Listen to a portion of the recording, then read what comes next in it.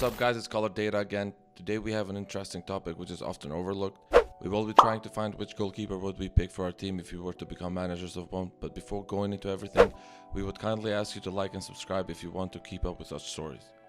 Unlike other videos, we will not be trying to find the top 5 or 10, we will simply try to analyze different stats of all Premier League goalkeepers for the season so far and give an opinion on who we would pick as our goalkeeper for our team.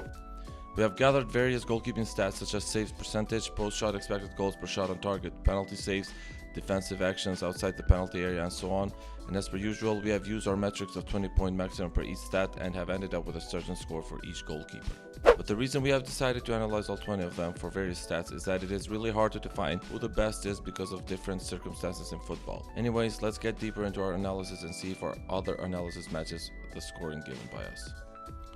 As you can see, number 1 on our list is Alisson, who certainly is a great goalkeeper, but here is a chart which shows the saves percentage versus shots on target, where the height of the bar indicates the saves percentage and the color indicates shots on target, in the sense that the more yellowish the color, the higher the number of shots on target, and the bluish the color, the lower the number of shots on target. As you can see, goalkeepers like Alisson, Mendy and Ederson have a high percentage in shot stopping, but have a more bluish color, which means that they do not get many shots on target, maximum 3 shots on target per game. On the other hand, goalkeepers like Nick Pope, David De Gea, Alvaro Fernandez, Martin Dubravka do not match the high save percentage of the others, but it doesn't mean that they are not good goalkeepers, since they take a lot more shots, 4 and above. Our champion in this stat line is Jose Sa, with an 84 score in shot stopping and exactly 4 shots on target against him, which means that he is able to stop almost 3.5 goals every game, or allow only 1 goal per 2 games.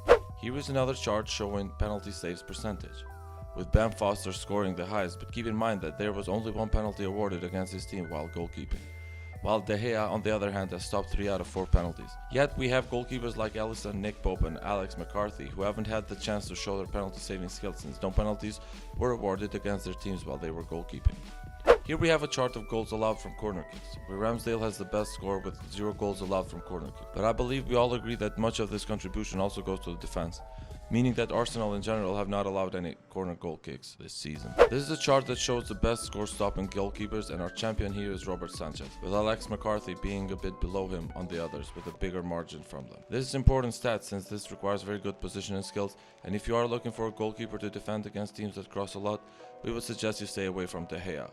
While he might be a great penalty saver, you can see that he doesn't have a very good cross-stopping skills.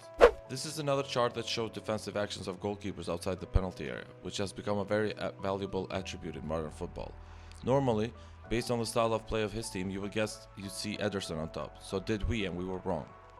Alisson is a surprise here, but as big of a surprise as Nick Pope, especially since he plays for Burnley. So if you are looking for a goalkeeper that knows how to defend even outside the penalty area, your best picks would be Alisson and Nick Pope, and again, definitely not De Gea and Fabianski.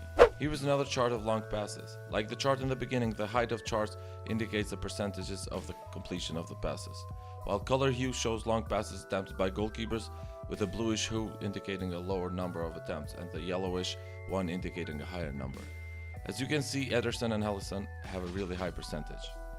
But Ederson also has the lower number of attempts with 10.4 attempts per game, and on the other hand, goalkeepers like Dubravka and Krul have more than double the attempts with nearly 24 long pass attempts and 50% success rate.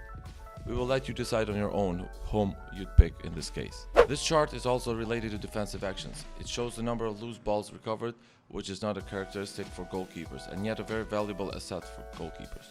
As you can see, the top 2 performers are Alisson and Jose Sa. 2 very familiar names, right? This means that our very first chart was about right, and according to our opinion, it would be very hard to choose between these 2 goalkeepers.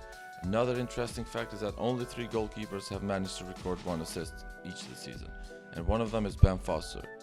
Guess who the 2 others are?